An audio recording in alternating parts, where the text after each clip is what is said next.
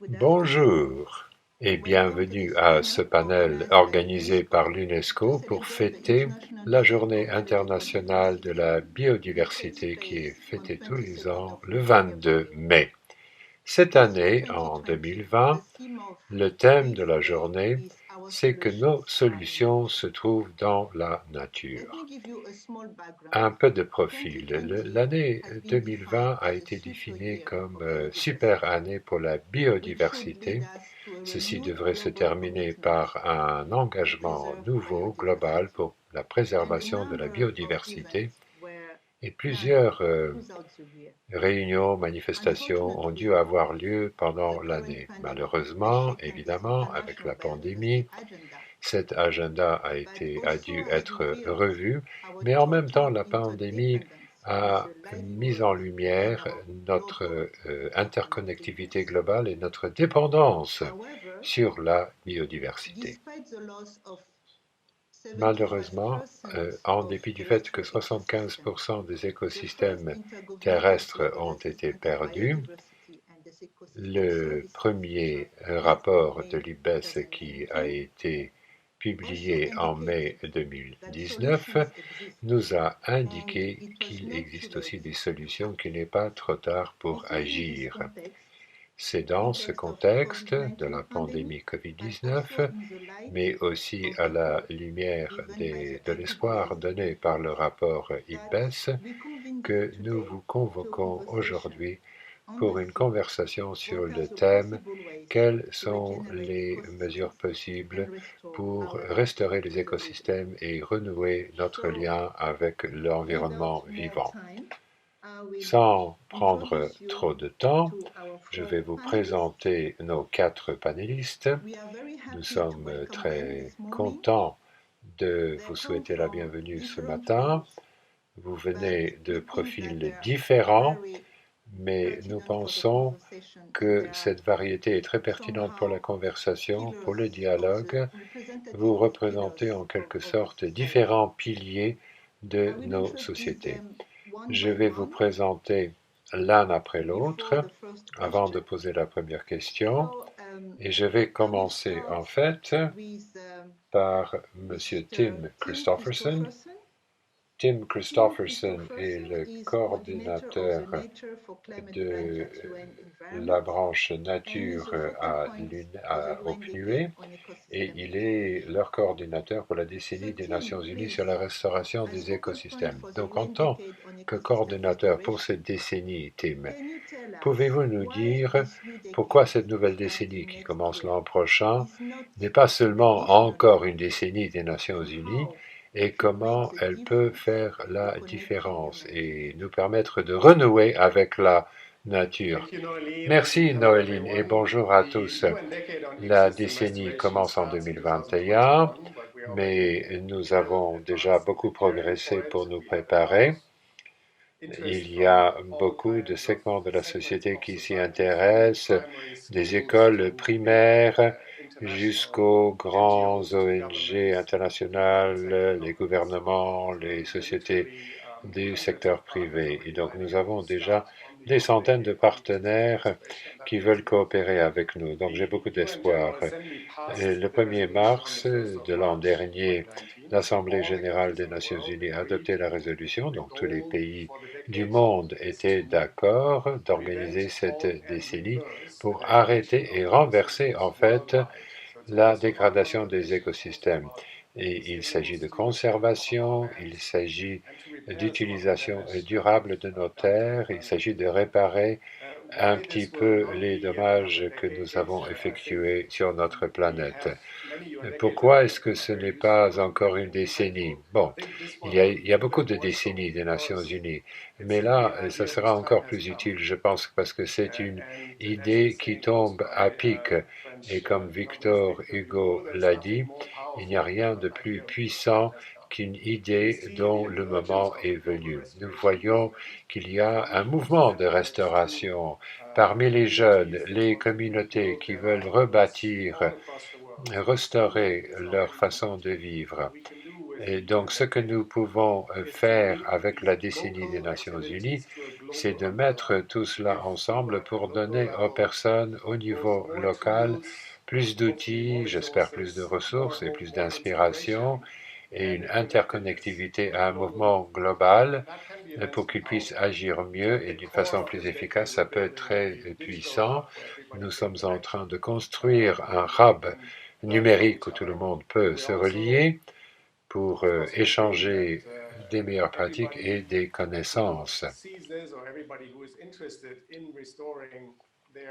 Et nous espérons que chacun qui voudra restaurer son écosystème local deviendra un partenaire. Nous voudrions non seulement que les gens participent, il y a ce terme de nouveau pouvoir.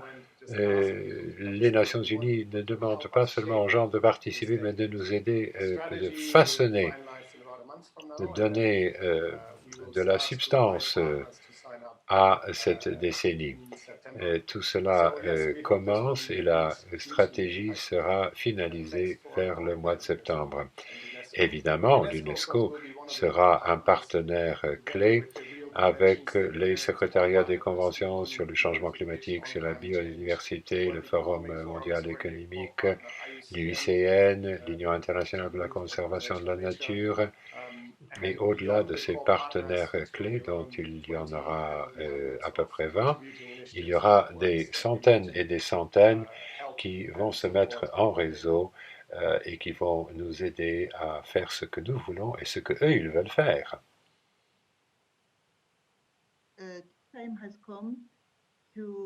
Oui, effectivement, l'idée est bonne, le moment est venu de promouvoir la restauration des écosystèmes. Vous avez parlé de la connexion, des liens, de renouer le lien entre l'homme et la nature. J'ai maintenant le plaisir de donner la parole au prochain panéliste, Sir Tim Smith, qui est cofondateur de Eden Project. Et c'est une bonne transition parce que le moment est venu maintenant de faire cette restauration un peu partout dans le monde. Mais il y a déjà 25 ans, Tim a commencé à le faire. Donc, Tim, en tant que cofondateur de Eden Project, pouvez-vous brièvement nous décrire ce projet et partager avec nous les leçons les plus importantes que vous avez apprises pendant ce voyage de 25 ans de restauration? Oui, bien sûr, merci Noéline. Bonjour à tous. Le projet Eden, le Eden Project, se trouve à l'ouest du Royaume-Uni, dans un comté qui s'appelle Cornwall. Et là, en fait, presque tous les terres ont été vouées à la production d'argile de Chine.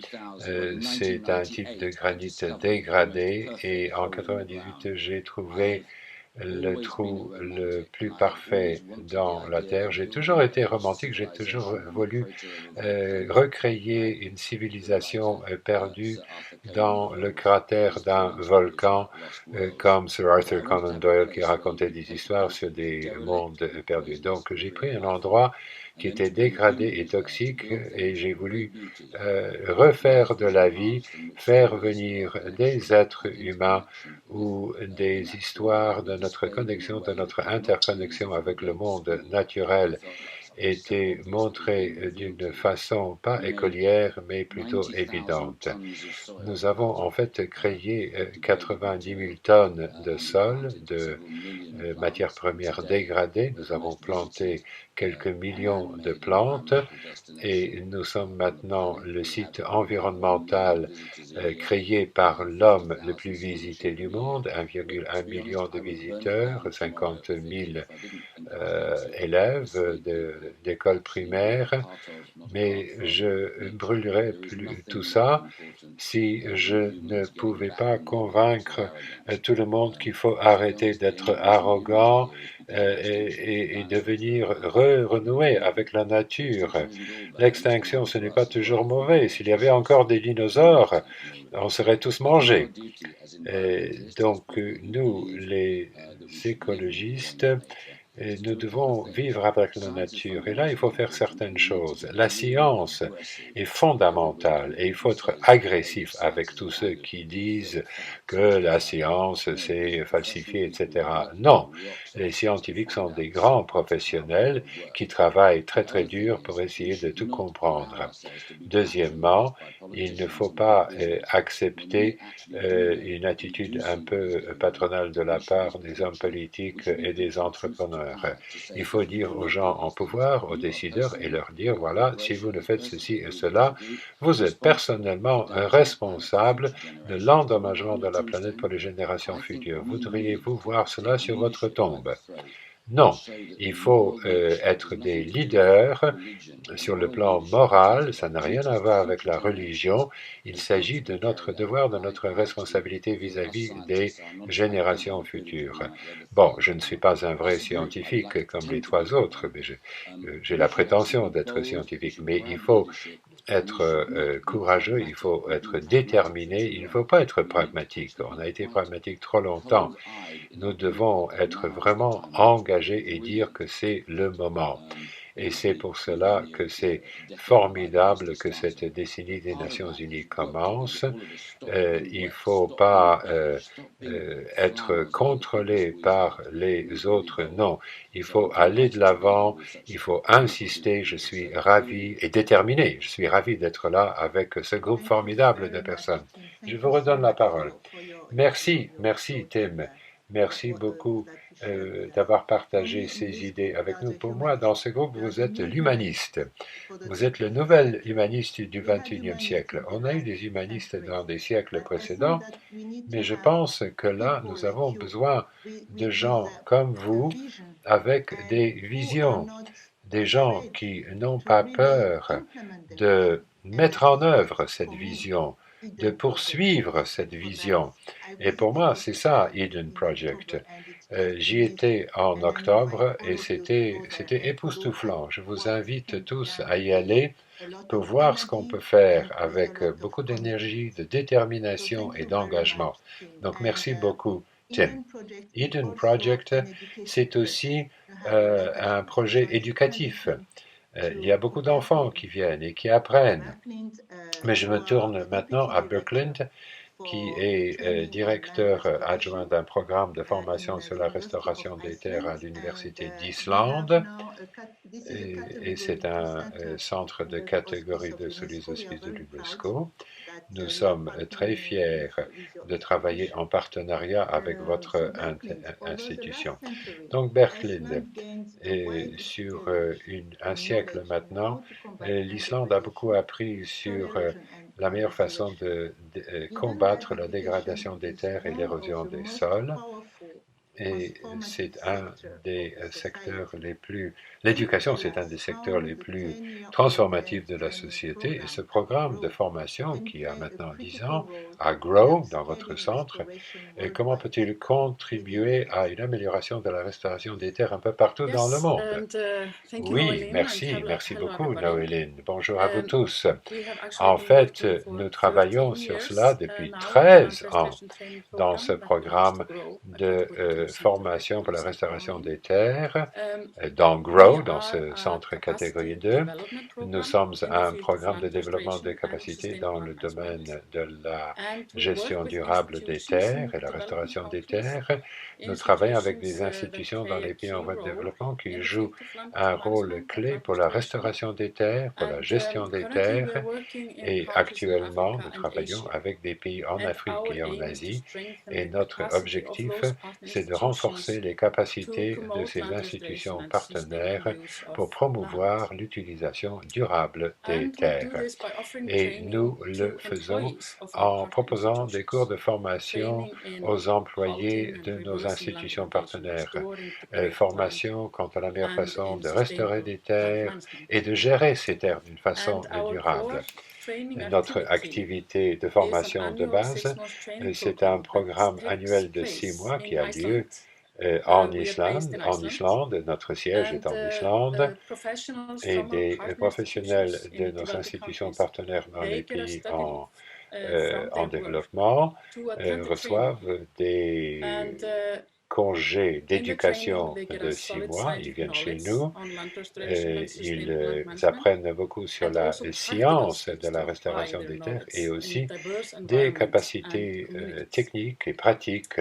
Ils apprennent comment arrêter la dégradation des terres, comment restaurer les terres dégradées et comment faire participer les communautés locales dans ces efforts. Ils étudient aussi la meilleure façon de changer les mentalités pour que les changements soient mis en œuvre. Et quand ces professionnels terminent leur formation et ils rentrent chez eux, ils continuent à travailler dans leurs institutions. Donc ils rentrent chez eux, sachant comment travailler, soyant plus confiants, ils savent comment confronter les défis auxquels ils sont confrontés chez eux. Et dans notre programme de formation, nous concevons et nous développons aussi des cours de formation plus courts, d'une semaine à 10 jours, et nous faisons cela en coopération étroite avec nos institutions partenaires dans chaque pays.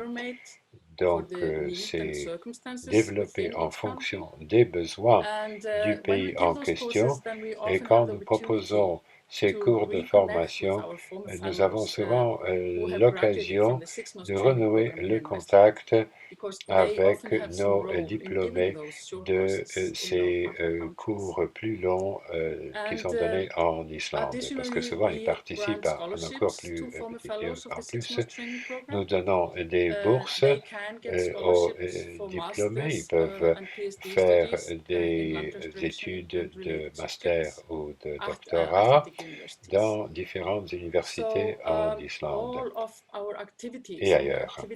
Donc, tout ce que nous faisons au sein de ce programme a comme objectif le renforcement des capacités personnelles et institutionnelles pour promouvoir et accélérer la restauration des terres dégradées et vraiment renforcer cette capacité institutionnelle dont les pays en développement ont très besoin, parce que souvent ils n'ont pas les ressources nécessaires pour confronter les défis, beaucoup moins que dans les pays plus riches de notre planète.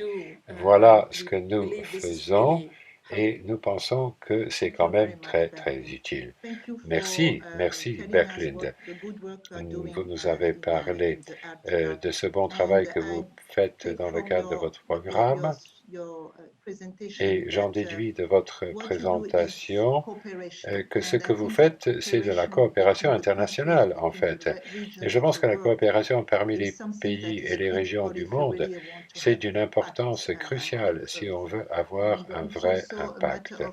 C'est aussi une question de donner des capacités et du pouvoir aux personnes. C'est une question de solidarité. Et c'est une bonne transition pour passer vers David Ogura, qui est directeur et fondateur de Cordio en Afrique de l'Est.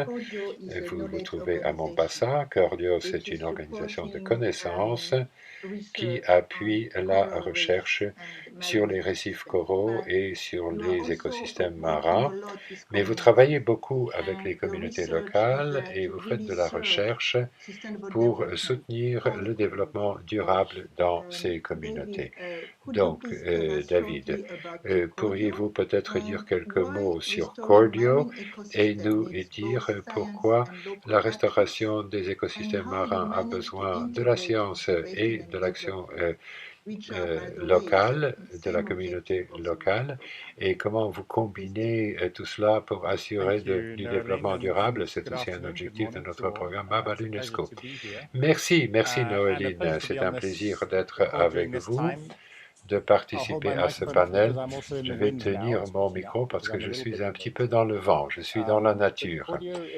Mais Cordio, c'est une organisation de recherche au Kenya que nous avons fondée il y a 20 ans, l'idée étant de lier la recherche avec la nature et les résultats sociaux pour assurer quelque chose de concret au Kenya. Vous avez posé une question sur la conservation et le développement. Oui, c'est intégral l'un avec l'autre. Nous avons travaillé avec les communautés de pêche sur les récifs coraux. La conservation, l'appui de l'environnement, c'est essentiel pour le développement durable. Et il faut le faire au niveau local. Et ça, c'est quelque chose qui est bien exprimé dans les objectifs de développement durable. Les deux choses sont indissociables. Et dans les zones côtières de l'Afrique de l'Est, la dégradation des écosystèmes est très sévère. J'étais membre de l'équipe qui a écrit le dernier rapport d'IPBES et il est clair que les récifs coraux proposent des services écologiques pour les pêcheurs, pour les touristes, mais aussi pour les citadins. Et il faut le voir au niveau local. C'est là qu'on voit le grand nombre d'avantages. Vous allez peut-être protéger un récif coral pour qu'il y ait plus de pêche, plus de tourisme, mais ça permet de protéger aussi la côte et cela vous permet de protéger la biodiversité de toutes les espèces qui vivent dans le récif. Et je me suis rendu compte dès le début qu'il y a deux côtés de la médaille. Il y a la science, la connaissance et l'éducation. D'un côté, il fallait que les communautés locales soient conscientes de toutes ces valeurs, de tous ces avantages, mais l'autre côté de la médaille, c'était que nous pouvions, grâce à cela, comprendre mieux comment les communautés locales profitent de l'écosystème de la nature. Ils ont droit de le faire, mais évidemment de le faire d'une façon durable. Et c'est pour cela que la restauration des écosystèmes est particulièrement importante à l'heure actuelle. Nos écosystèmes se dégradent de plus en plus ici en Afrique avec une croissance démographique très rapide et une croissance économique soutenue. Nous avons de plus en plus de dégradation et il faut restaurer le plus possible. Mais c'est un grand défi. Le grand succès pour l'instant, c'est avec les mangroves. C'est très accessible. On peut faire beaucoup de choses, les mêmes principes que Tim dans Eden Project, et cela donne beaucoup d'avantages à la communauté locale. Et il y a aussi un autre avantage, et c'est le piégeage de carbone. Cela permet de gagner des revenus avec le carbone bleu, et c'est très important, évidemment, pour la communauté locale.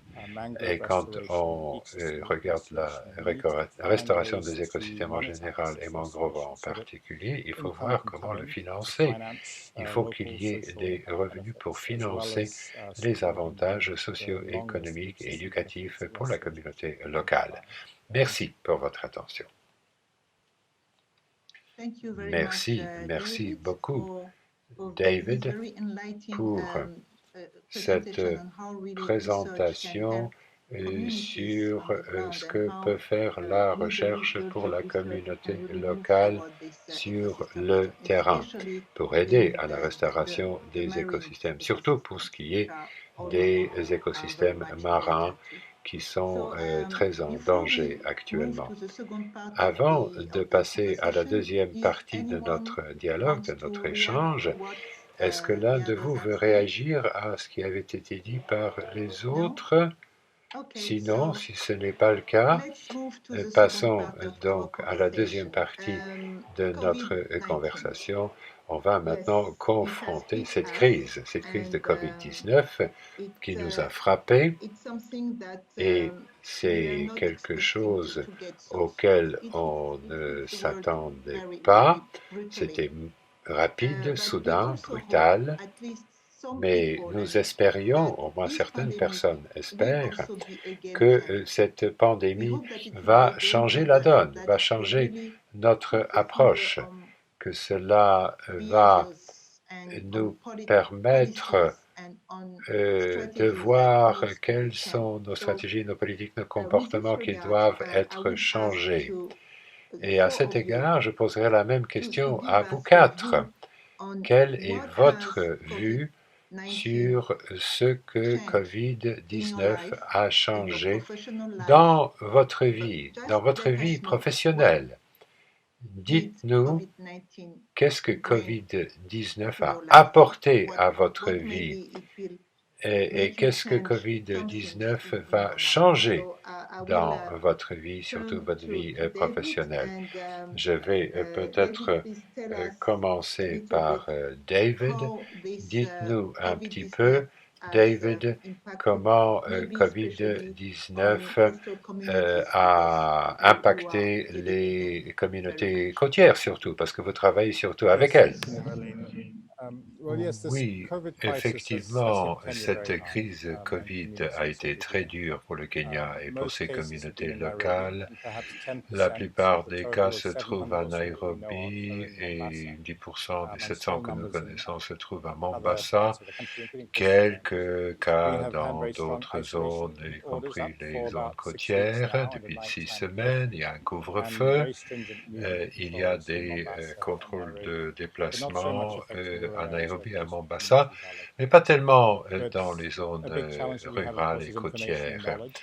Un grand défi, c'est la communication et la connaissance et le savoir. Il y a très peu de capacités de tests et d'autres mesures qui sont imposées. Et vous savez, dans un contexte africain rural, les pratiques d'isolement qui sont recommandées, ce n'est pas pratique dans la plupart des villages, la plupart des foyers, où la densité humaine est assez intense. Donc il est difficile de savoir comment il faut réagir. Nous travaillons beaucoup avec des communautés sur la côte sud du Kenya, et d'après ce qu'on me dit, l'impact économique est très sévère. Les pêcheurs ont perdu l'accès au marché, le couvre-feu, donc ils ne peuvent pas pêcher la nuit. Ils ont peu de temps pour vendre la pêche le soir. Les acheteurs ne veulent pas acheter parce qu'ils ne peuvent pas vendre avant la fin de la journée. Les femmes qui travaillent dans le secteur sont des vendeuses et ne peuvent pas travailler la nuit non plus à cause du couvre-feu. C'est l'époque du Ramadan et la plupart, presque tous en fait, les pêcheurs sur la côte sont des musulmans. Le fait de ne pas pouvoir prier ensemble, c'est une perturbation de leur vie sociale extraordinaire. Apparemment, il y a plus de de vols, il y a plus de violences domestiques, il y a beaucoup de peur. Oui, c'est vraiment un problème. Il est clair que ce type de crise précipite des conséquences qui vont bien au-delà du problème de santé publique. Et j'espère que nous apprendrons quelque chose quant à la meilleure façon de réagir, pas seulement sur le plan sanitaire, mais sur les autres plans aussi. Merci beaucoup, David. Vous nous avez donné un bon sens de ce qui se passe dans les communautés. L'impact va bien au-delà du sanitaire et de l'économique. Il y a des impacts sur le comportement social et même sur les traditions sociales, comme la prière ensemble pendant le Ramadan, etc. J'en viens maintenant à Berklinde.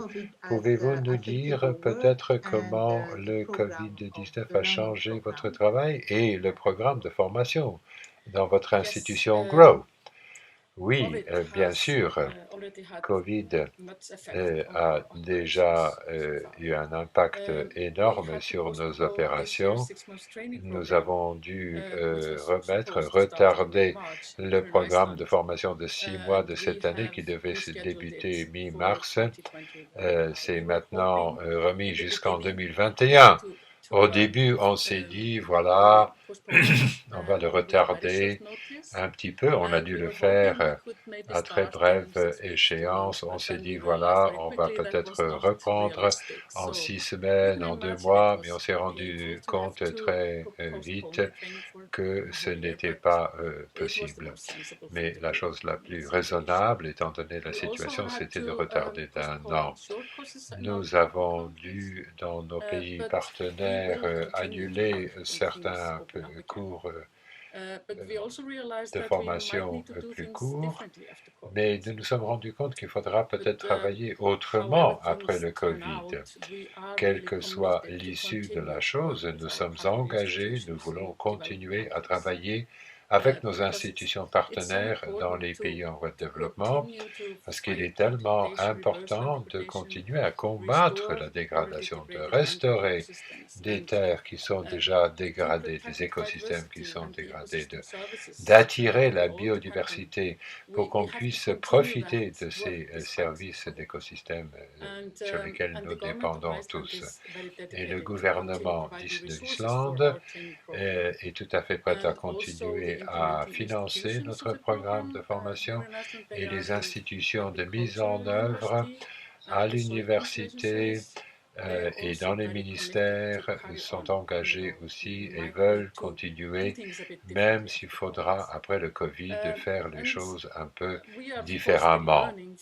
Et évidemment, nous apprenons aussi certaines choses grâce à la pandémie. Je pense que nous avons déjà appris beaucoup de choses, mais si nous nous préparons mieux pour les défis futurs, si on fait plus de coordination, si on base tout sur la connaissance scientifique, sur les données scientifiques, ça nous permettra d'être mieux préparés pour réagir à un autre Covid, à ce défi de restauration des écosystèmes. Quand on se prépare pour des défis globaux de ce type,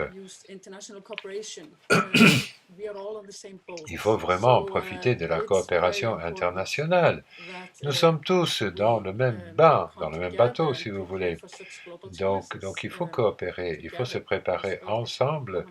La Terre, c'est notre maison commune.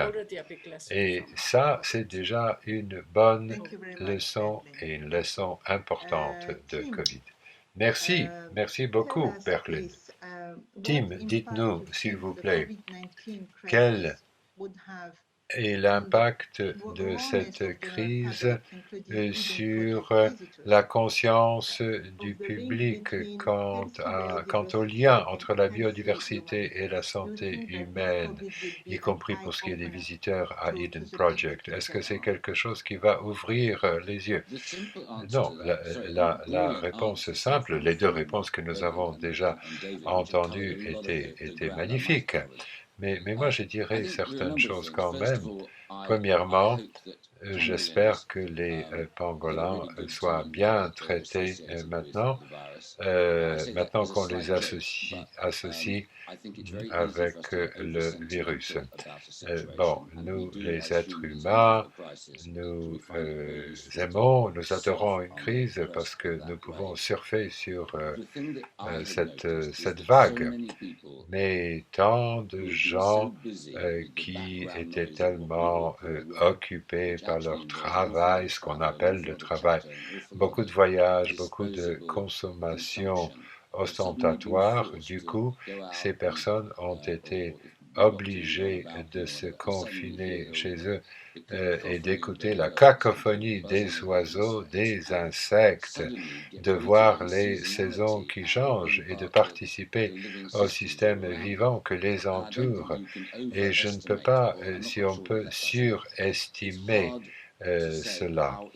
Moi, je rencontre tellement de gens qui parlent de cela. Ils parlent aussi du fait que la communication sur Internet, qui devait être une façon inhumaine de communication, a été en fait très chaleureux. Regardez, on se regarde. Si on était dans une réunion d'un conseil, on n'aurait pas la même chose, on ne se regarderait pas. Donc nous restons chez nous. Et qu'est-ce que nous faisons? Nous lisons des livres et nous pensons au lieu de réagir et nous ressentons certaines choses.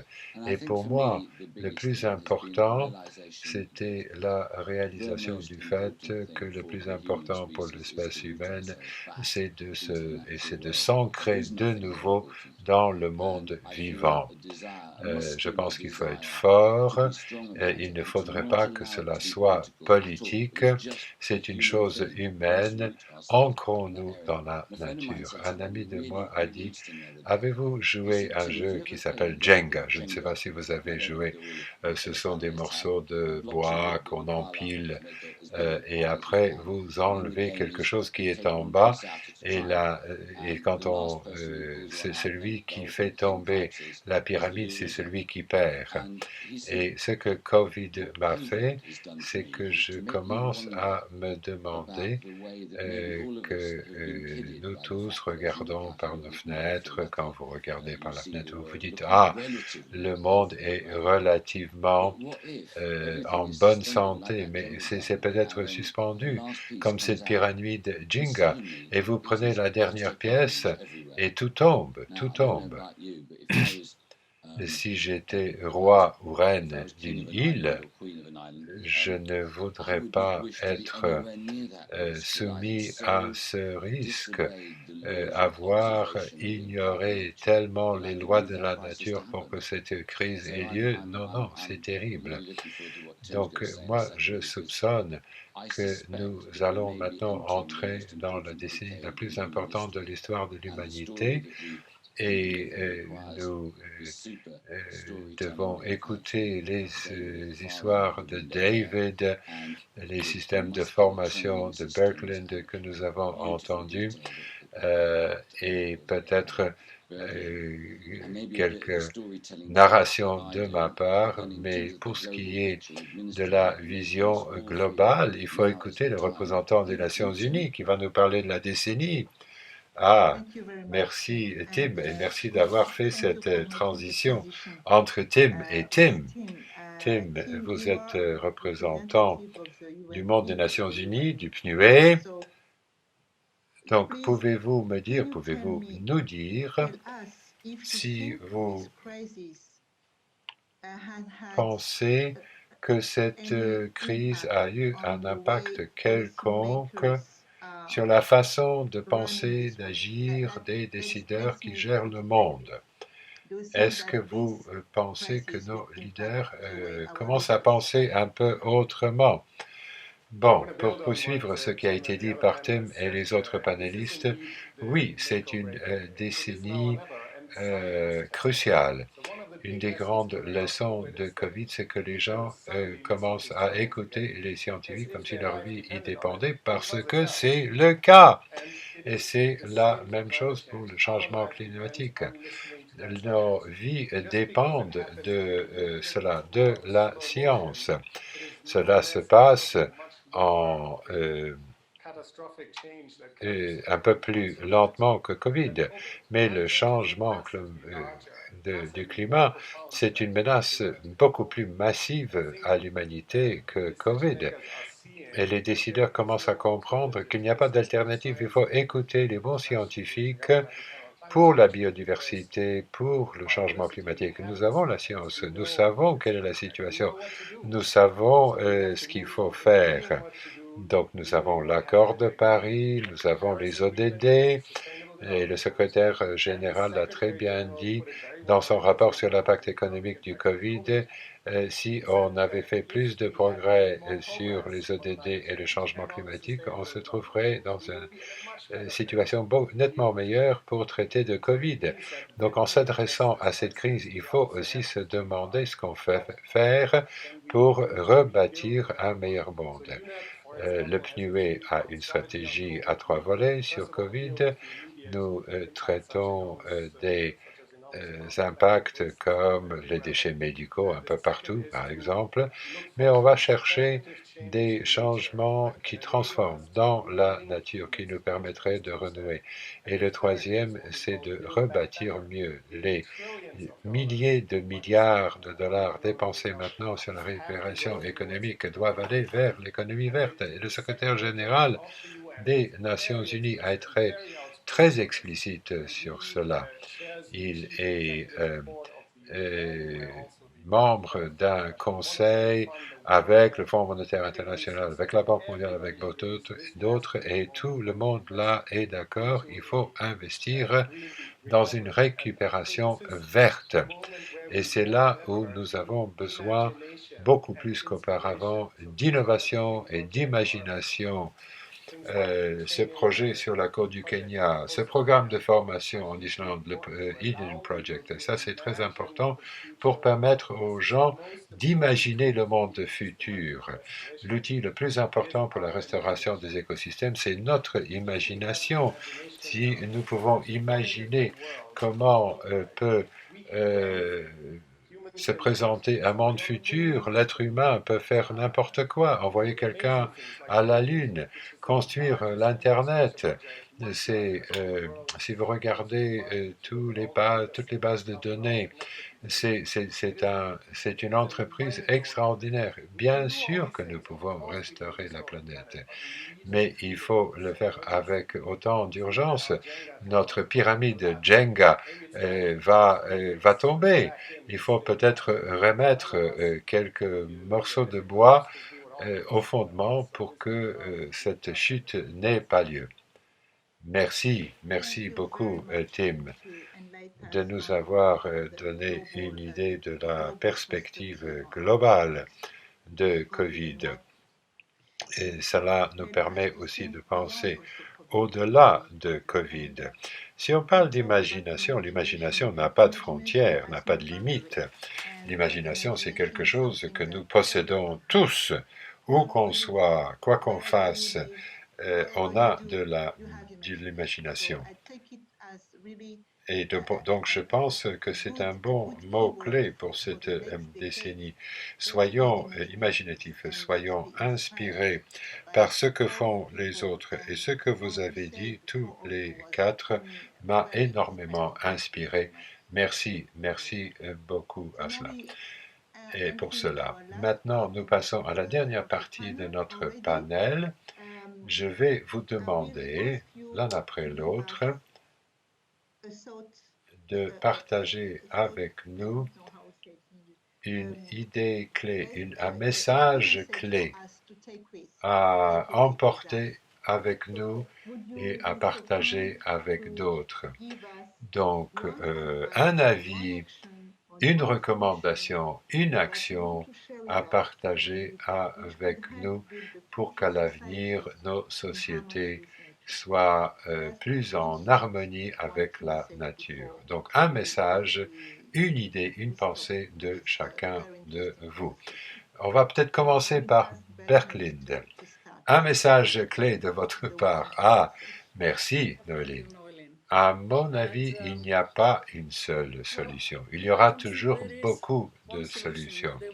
Mais votre question m'a inspiré à penser à des MOOC, des cours en ligne que nous avons développés ici en Islande avec des partenaires européens. Et ce sont des cours qui s'adressent à la lacune entre l'économie, l'écologie, entre le business et l'environnement, les affaires et l'environnement. La restauration des terres, la restauration des écosystèmes, c'est une bonne affaire. Ça paye. Et ça, c'est un message qui doit arriver jusqu'aux entrepreneurs, jusqu'au secteur privé. Et nous qui travaillons dans la restauration, comme éducateurs, comme scientifiques, comme praticiens, peu importe, nous devons travailler au-delà des secteurs pour que ce message arrive, pour que la communauté des hommes d'affaires soit dynamisée pour agir, pour se rendre compte du fait que la restauration des écosystèmes des terres, c'est un bon business. Et s'ils arrivent à être convaincus, ils vont le faire. Et ça va nous permettre de construire des sociétés qui vivent en harmonie avec la nature. Voilà donc mon message clé. Merci beaucoup, Berklinde. Je vais peut-être maintenant donner la parole à Tim du PNUE pour son message clé. Merci, Noéline. Moi, je voudrais dire à tous ceux qui nous regardent, qui nous suivent, j'espère qu'ils transmettront le message, que sauver le monde, ce n'est pas un sport pour les spectateurs. Tout le monde doit être engagé, doit participer et peut le faire.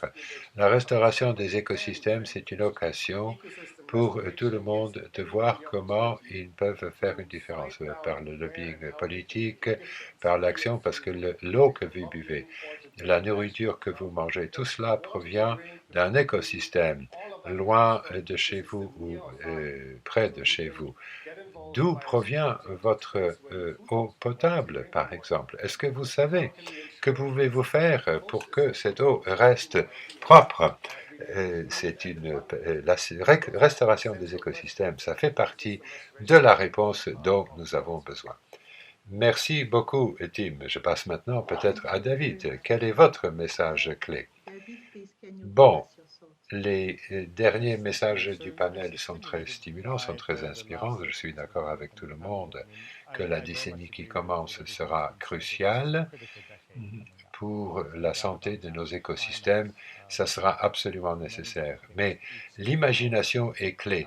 Il faut imaginer un meilleur avenir.